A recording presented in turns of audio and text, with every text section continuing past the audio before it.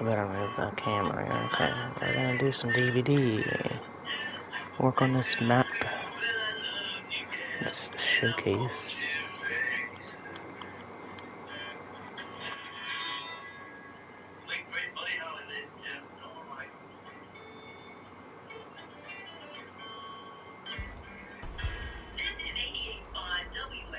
Listen up. Last night's show.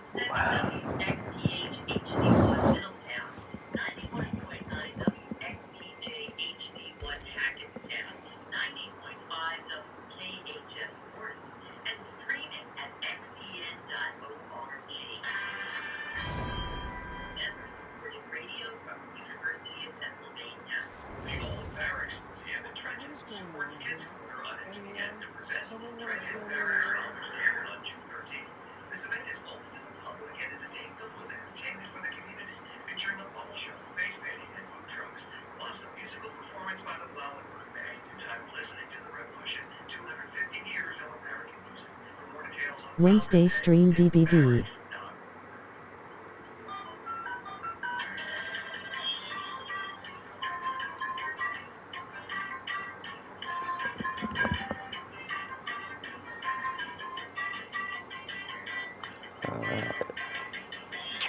Let's rock and roll here. Oh, sorry, I got the radio up. Oh, it won't let me. Time went down too fast. Okay. What was the last night's show? While I play this.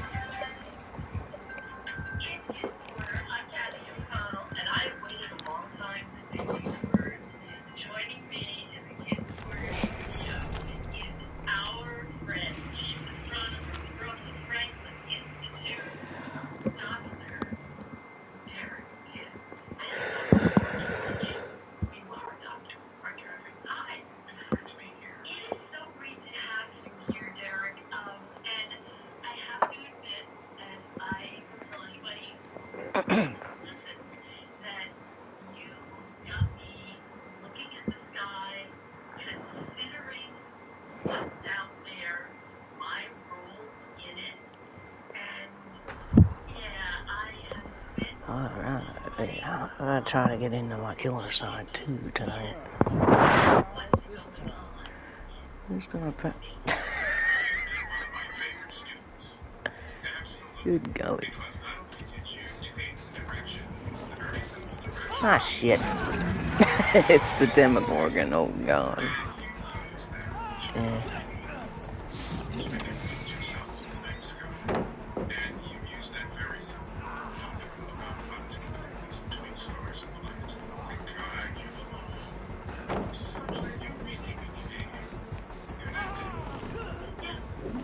Ah! Oh my god, that scared the crap out of me. I was getting ready to throw that blind boy. I was getting to throw that down, and what did he do? He jumped right in front of me. Good golly. Good golly almighty. Whoops. He just flew, man.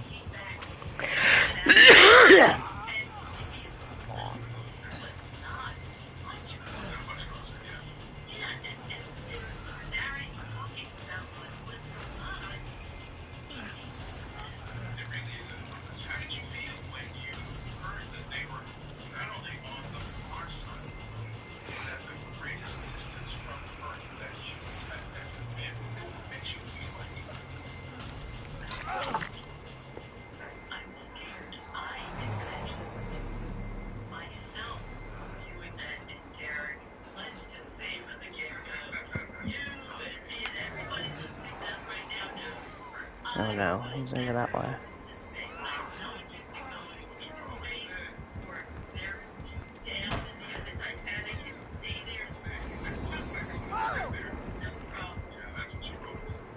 Damn it.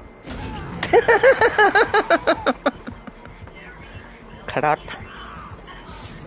They're going, oh man. Try to help, can't help.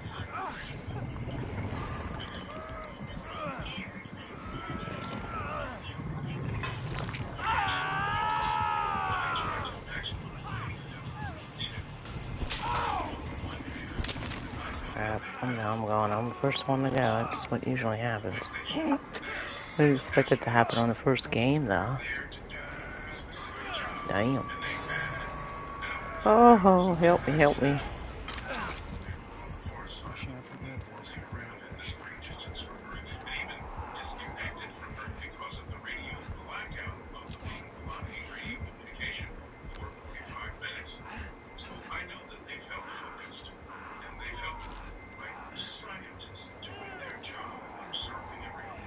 Can I get it? Yeah.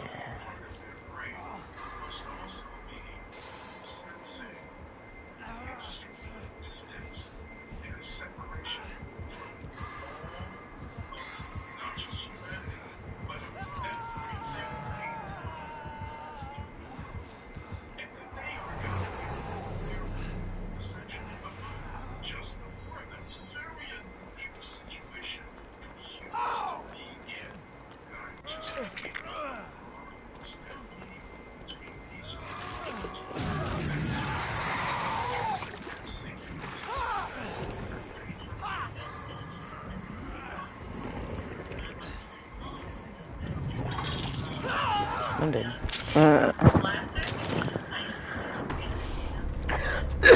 Damn. Let's try it again.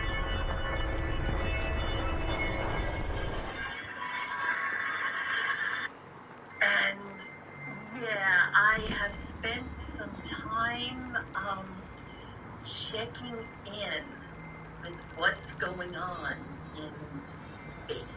You've been one of my favorite students. Absolutely. Because not only did you take the direction, the very simple direction, which we all know, right? And you use that to really sort of connect yourself with the night sky. And you use that very simple mantra about how to tell the difference between stars and planets to guide you along such that you really became connected. Yeah. And it is so massive, the universe, space, all that's out there. That was driven home to me during Artemis, because at one point you saw the moon and you saw the space capsule, and then maybe you came back maybe an hour, so that, and maybe it's a little closer, but not much closer. Not much closer, yeah. Yeah, and they're narrating and talking about what's going on. It's enormous. It really is enormous. How did you feel when you heard that they were not only on the far side of the moon, but at the greatest distance from Earth that humans have ever been? What did that make you feel like? I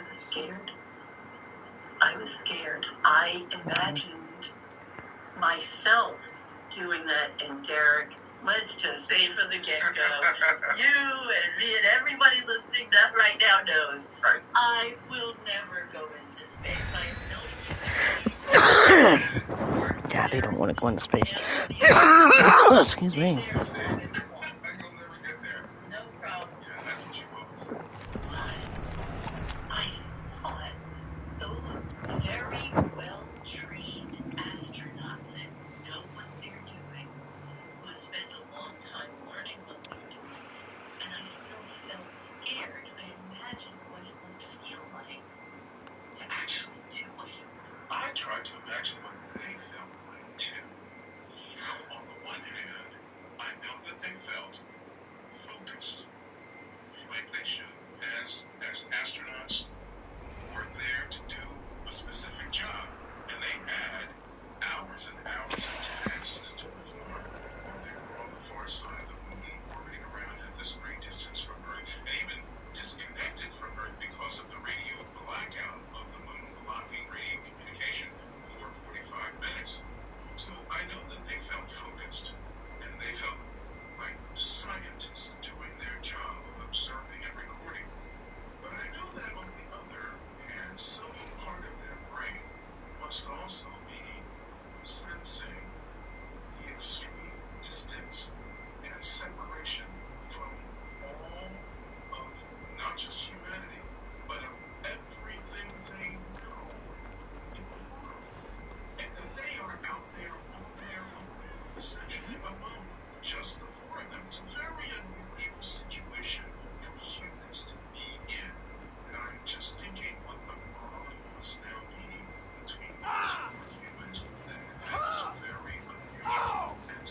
And then shut up. He's carrying a chainsaw.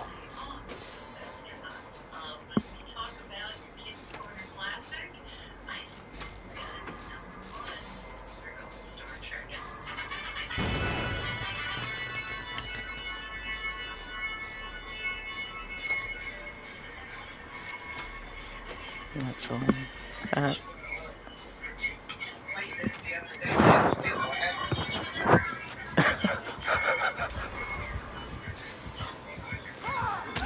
Shit! That's Leatherface. You're gonna ask me somebody set a fog bomb down.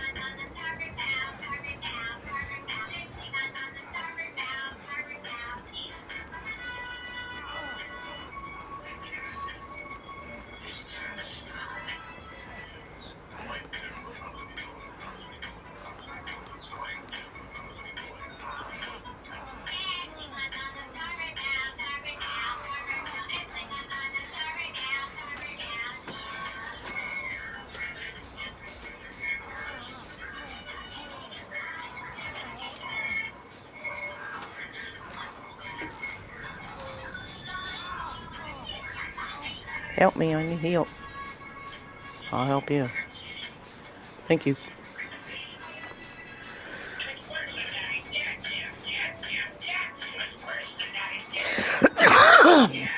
Excuse me. Jeez, boy. Thank you. My turn. Get away from the fucking... Wait a minute. You want help? Gotta get away from the generator. Wait. Ready? Okay, I'll help you.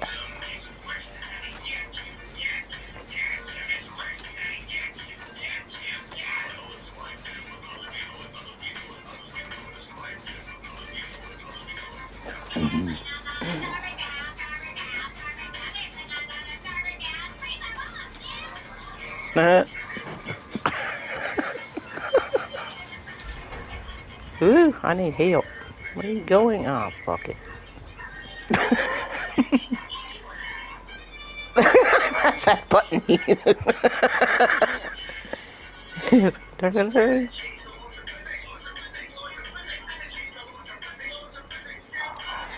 don't want a med kit. I have a flashlight though.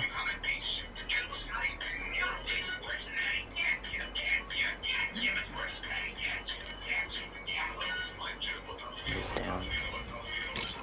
2 more.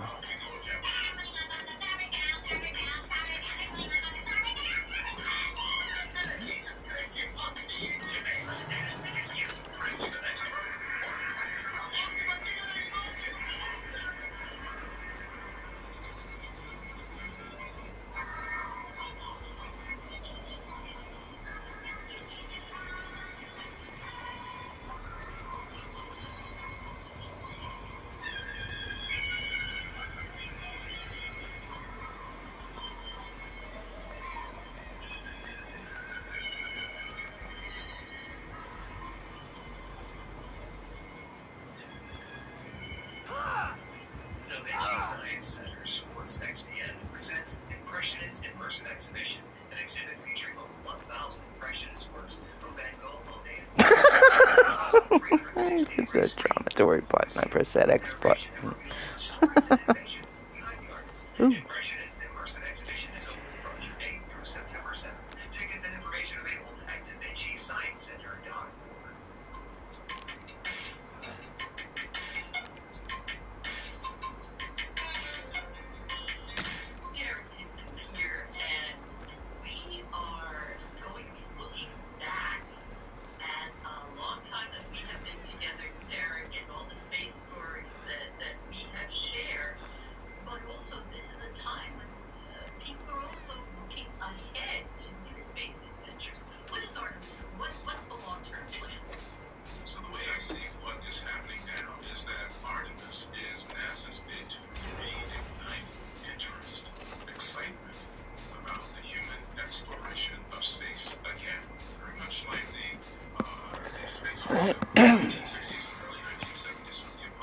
That's a great one. Short-term goal is to establish a semi-permanent presence on the moon with research stations and everything like that, and also to try to use the moon as a training ground for further exploration of the solar system, perhaps even sending astronauts out to explore Mars.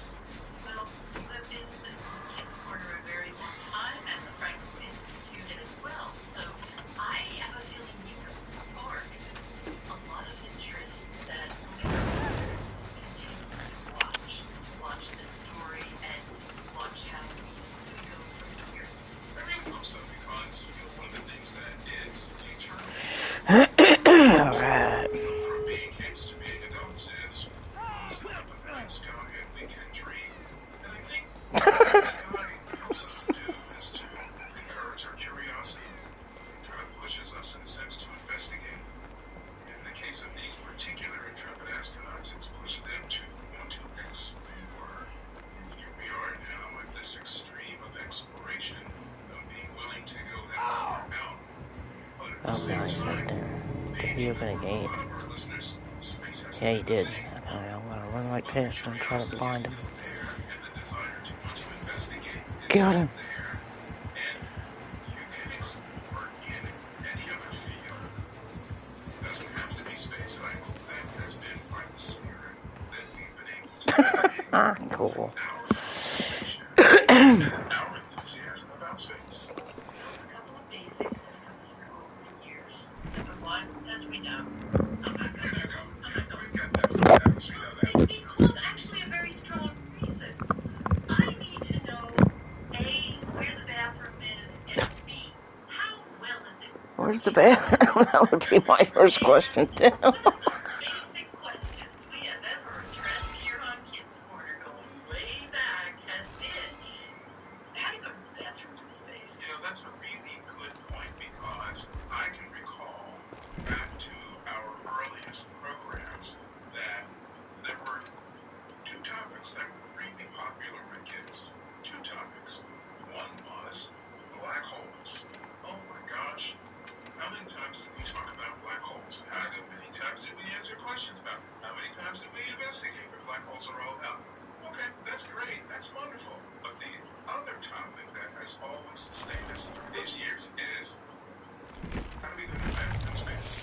And, you know, thank goodness the space program has done a lot to support our program, in that they provided us with plenty of, shall we say, adventures in that area to discuss, to admittedly, to help us foster conversation about the space environment. Because as far as I can remember, Kathy, let's see, there were problems with the bathroom on the space shuttle, right? We talked about that. There were problems with the bathroom on the space station. We talked about that.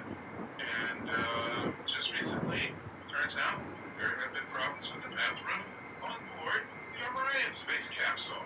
So here we are again, talking about very intimate physics, fluid dynamics, if you will.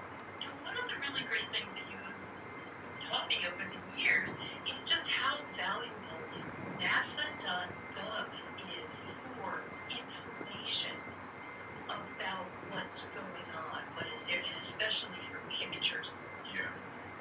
Well, I think NASA has been very good about allowing discussions about the bathroom. That's really great. Not a lot of pictures about the Not a lot of pictures. No. I should clarify. Just discussion. You know, what they haven't done is they haven't hidden the problems. And I think that's part of their desire to want to encourage us to participate. And one of the greatest things that NASA has done over the years, and we've seen this grow, is NASA has brought so much information to the World Wide Web. During our time of doing this program, we've been able to see how that's grown, and we've been able to follow online.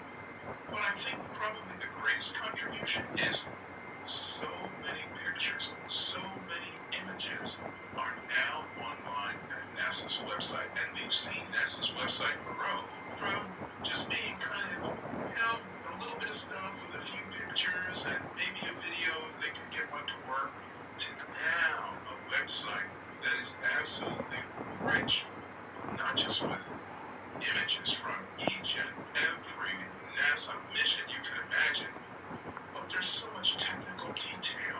There's so many videos. There's so many animations. There's so much educational content for all of us of any age so that we can more easily connect with what's happening in space exploration. It is really part of our environment, the space above our heads, and there's no reason why we shouldn't be as connected to that as we are to the environment beneath our feet. It's all part of the same continuum that we live in, and I think NASA has done a really great job because all the stuff that they put on has encouraged kids. I know it has encouraged kids. I see what you did there with those typos. Love the key blue. It adds a little extra flavor to your victory. Or space exploration. We know you're out there. We know you're out there. Thanks for listening to the program. Oh, very much so. There is a Beatles song and a line that says, "You and I have memories longer than the road that goes on ahead." And my space memories for many years in the early days were voiced, I believe, by a gentleman named Chris Pratt. He visited kids before. Did. You wrote the book. I have the book. That was a wonderful visit. It was a wonderful time. Yeah, Chris Pratt had retired from his position with NASA as a flight director. He was the person responsible for actually getting a space flight launched, getting a rocket launch. He was particularly instrumental during the early Apollo missions, during the Mercury and the Gemini missions, and then the early Apollo missions. He was responsible for pulling all of the resources together to make this happen. And we had Chris Pratt in the WXPN studio. Wait. But in the studio, way up on the third floor of the old building over on Sports Street. Yeah, we used to have a building where you basically had to climb 3 double flights of stairs to get up to the studio. Kids, do the math, that's 6 flights of stairs. And that did bring us closer to space because we were on the 3rd floor. Sure did. But yeah, we expected an awful lot of guests to schlep up those stairs. But he was very accommodating, and you're right, he had a book that he had written that told all about the work that he did and his exploits as a flight director. And he was really so kind and generous to have shared his time and experiences with the kids in the audience. I mean, this is a guy with vast technical experience at the very pinnacle of some of the biggest challenges that humans can have. And he was willing to appear on a children's radio program to share his experiences as a way to encourage them to consider STEM education or STEM careers, or to just encourage them to pursue their curiosity. And I think it's one of the best things he could have done in his post-spaceflight career. One of my favorite memories was when we went down to the Air and Space Museum. Oh. Remember, we met John Glenn. We did. We met John Glenn.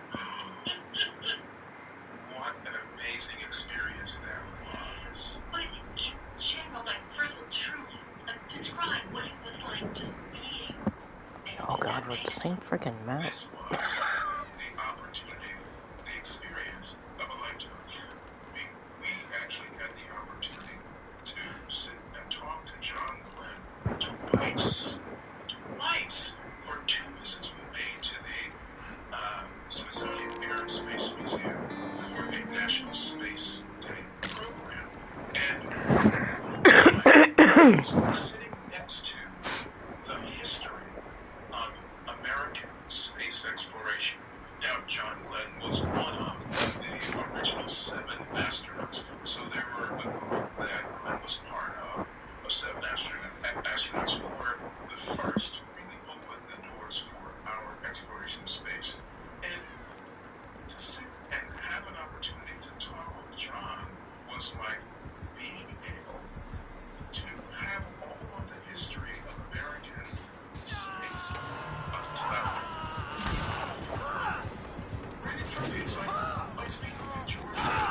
Okay.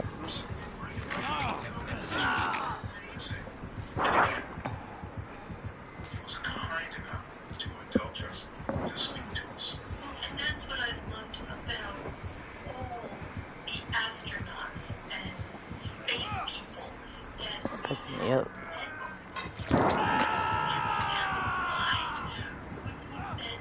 astronauts, and they all had something in common.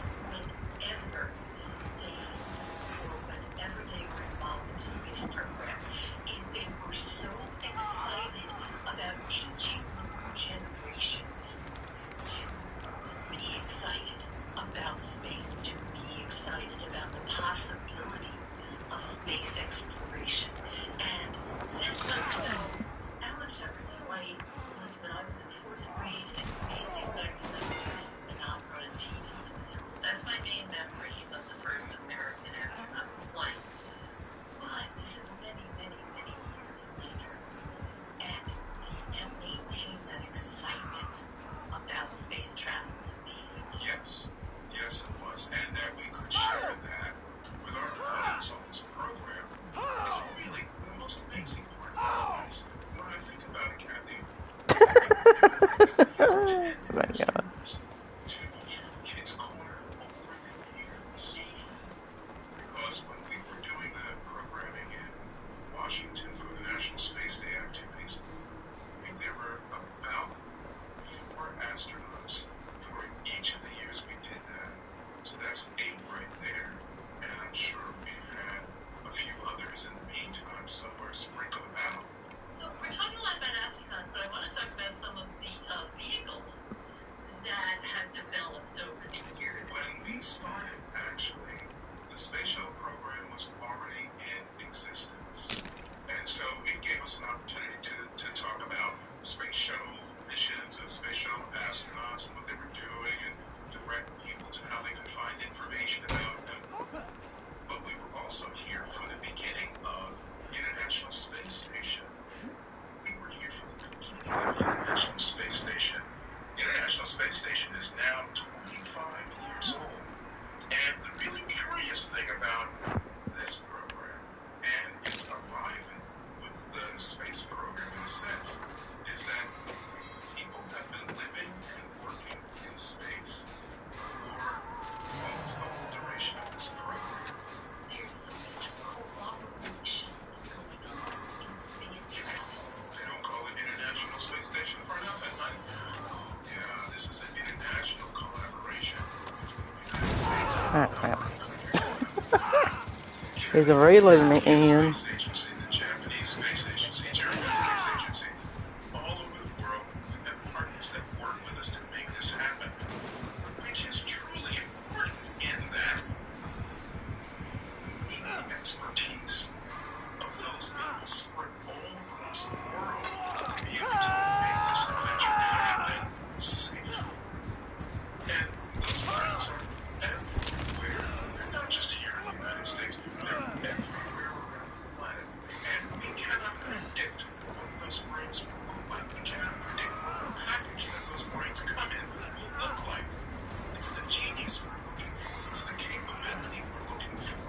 And so we need to find that human capability wherever it is on the planet if humans want to be able to do this successfully and safely. That's what NASA looks for. We've been through some bad times as well, through some very sad times, and I'm thinking of all of you. Yeah, that's a really good point to bring out, because while it's a great adventure and it may sound happy and rosy, it is very understandable that we have to help our audiences work through what it means when astronauts Oops. are so willing to take a very big risk. And sometimes that doesn't work out. And we never want that to happen, but we can't control everything. And again, get back to the enormous amount of training that they go through, and that you can train for every possibility. Life isn't like that. Right. But the training that they go through about what their bodies are going to feel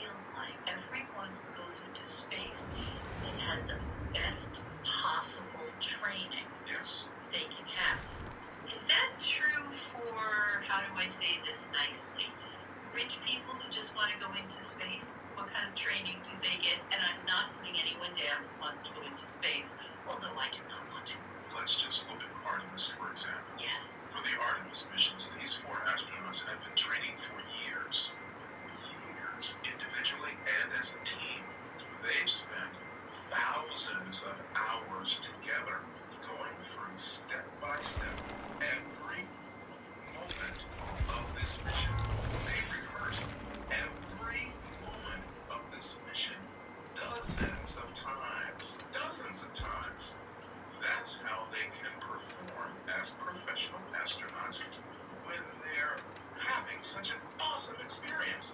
Without that training, they'd be focused on the That's awesome right. experience. Who wouldn't? Maybe Homer Simpson in They'd be space. Homer Simpson in space. But this is the reason why they practice for thousands and thousands of hours. They'd be Homer Simpson. Do everything that needs to be done. It's This funny. is a very expensive trip, so you don't really have time to waste.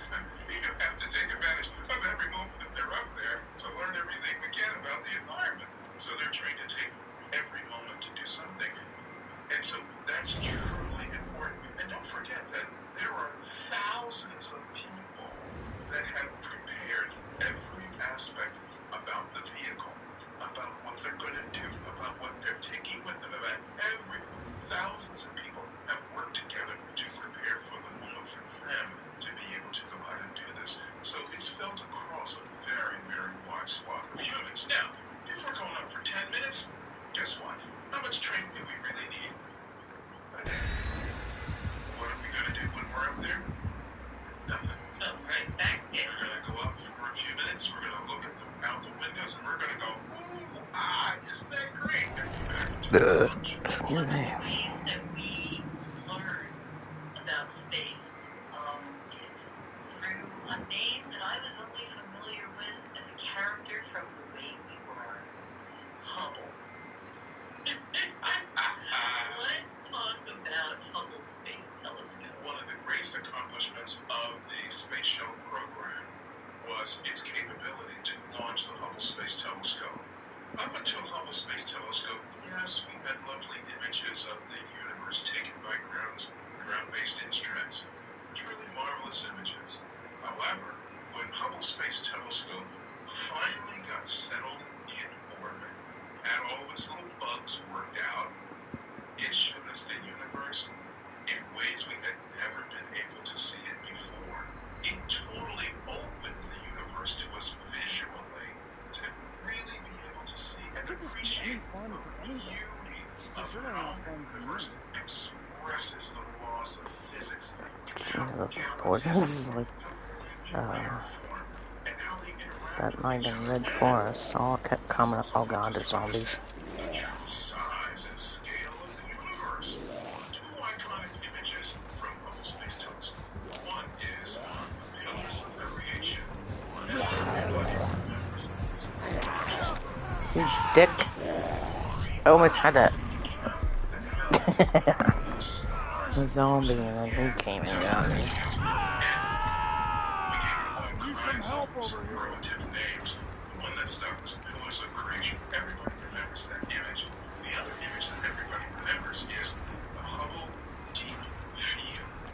And people remember the Hubble Deep Field because it was a photograph of the sky that looked like it's just scattered, littered with stars. Littered with stars all over. As you look closer, you realize that, oh wait a minute, those aren't stars at all. Those 10,000 objects that I see in this image that represents a space in the sky about the size of a dime of an arm's length. All those are not stars. Those are galaxies. They're all galaxies. They're all galaxies. The smallest ones are at the greatest distance from us. The larger ones are close to us. But wait, you're trying to tell me that this is the way galaxies are distributed all across the sky? That many? This is when we got to the point of understanding that Got it. not only is the universe enormous, but the population of the universe is extraordinarily dense, even though we call it space and there's a lot of room out there, because now we were able to go from theorizing that perhaps there were a few hundred million galaxies up to billions of galaxies. Billions of galaxies. And this led us to a whole new realization. It allowed us to create instrumentation, space probes, essentially space-based observatories that began to measure the number of stars in a galaxy and to determine whether or not those other stars had planets. And one of the things that came out of that is What the heck that just happened it there? looks like it's That was weird. logical. I shouldn't say more logical. It's more likely for a star to have planets than not to have planets. More likely for a star to have planets than to not have planets. Well, if galaxy has 300 billion stars, and it's unlikely for us Crap. to compare planets to otherwise. Well, that means a galaxy has 300 billion planets, at least way ahead. Whoa. Thanks to Hubble, let's multiply that 300 billion planets in that one galaxy to billions of galaxies? Wait, how many planets is that? I don't know. It hurts my head to try to calculate how many planets there must be in the universe. So now, through Hubble Space Telescope, not only do we get to confirm what Edwin Hubble first proposed about the universe in the 1920s, but now we have this incredible understanding. This is planets. Of course, the Oh. implications that we talked about so many times on this program with our kids is we talked about possibility for life elsewhere in the universe. And that was the other big topic of the discussions we had with our listeners. They love to talk about the Oh, crap. possibility of life elsewhere in the universe. And I think that's helped to shape How fast their sneak in here before I can get it. understanding of their environment as Yep. being completely unexpected. Damn you. It's interesting because there's a lot of movement, there's a lot of stuff, and it is very expensive and very worthwhile and important. Usable rockets are now possible. Kathy, we have seen a complete turnaround of the space program. During the era of Kids Corner, we have watched rocketry, access to space. We have watched it change from one type of space program to being a totally new kind of space program. We've seen it evolve. Can we please just talk about this like two rational adults? Please. From being like this to being like this. When we started doing the program, it was one Ow. first rocketry. Vixen got it together, like fused the rocket, shooting out the living explosion Damn it. space. That was the era of the space shuttle program. And we mastered that. We did really, really well with that technology. I really simplified it, but we did a great job. Crap, my foot fell asleep. Some faults here and there, some failures, some failures, unfortunately. But understood how they were. But we needed to take a big step. And we got to see that big step happen when the SpaceX company developed reusable rockets. Reusable. Who would have thought it back in the 1970s and the early 1980s? But by the early 2000s, reusable rockets began to replace rocketry that we've used up until just recently. The future of space exploration has to be built around reusable rockets. Otherwise, it's too expensive for us to try to get off the planet. We have finite resources, that's right, we do. So, while we had the opportunity, looking back at it, to see the maturity of the single-use rocket, carry astronauts to the moon, carry astronauts into Earth orbit to build space station, carry satellites, space probes that we've been able to launch into existence coming out. Crap. All use that same propulsion. Keep doing that. We've been able to watch the development When to fix it? Gotta fix it. and where it looks like that's the kind of vehicle takes burn orbit to get off of this planet and go explore the rest of the solar system.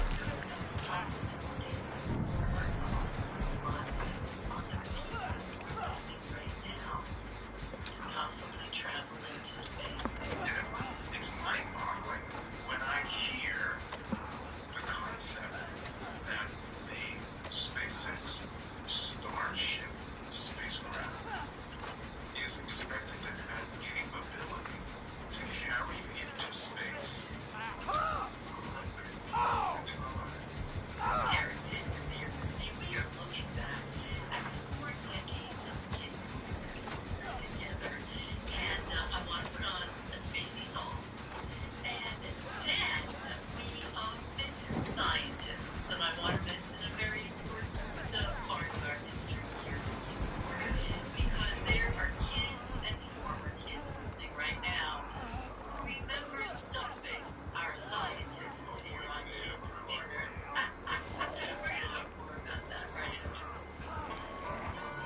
But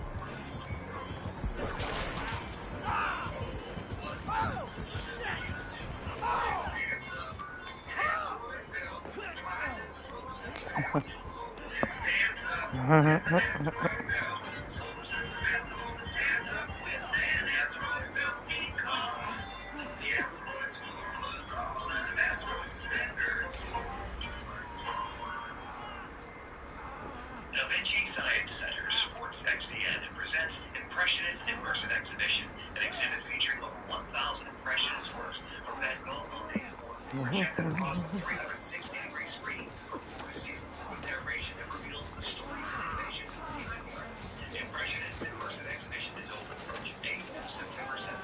Tickets and information available at DaVinciScienceCenter.com. oh, he's stuck. That zombie's stuck over there and he can't come up. Oh shit.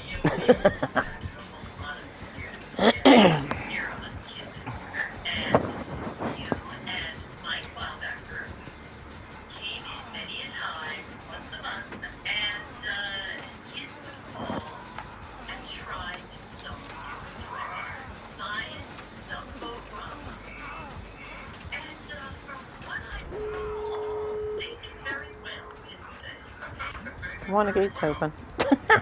Well, it's not open, but we're gonna get it open. I'm gonna try.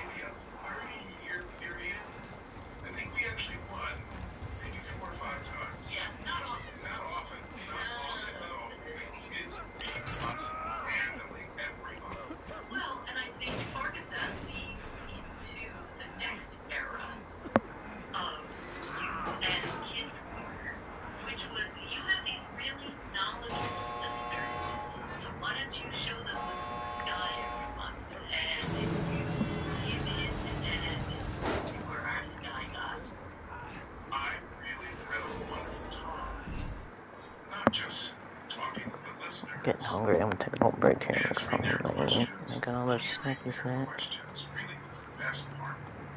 But also being able to share some experiences of observing, such that it would encourage the listeners to go out and do it. That's really the thing, is to ask our listeners to go out and Regardez ma photo chaude d'excavation Gagner, cette prochaine partie de Dead by Daylight.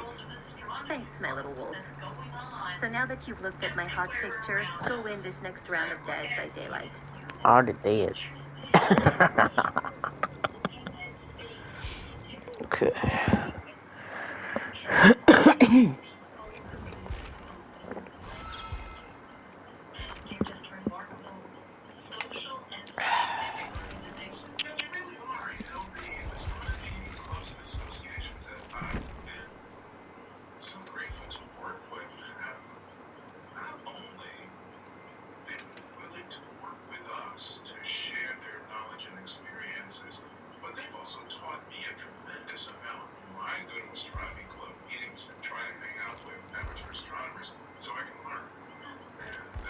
That's what I've been able to do, is to learn from them, because they are knowledgeable, experienced, I'll be right back.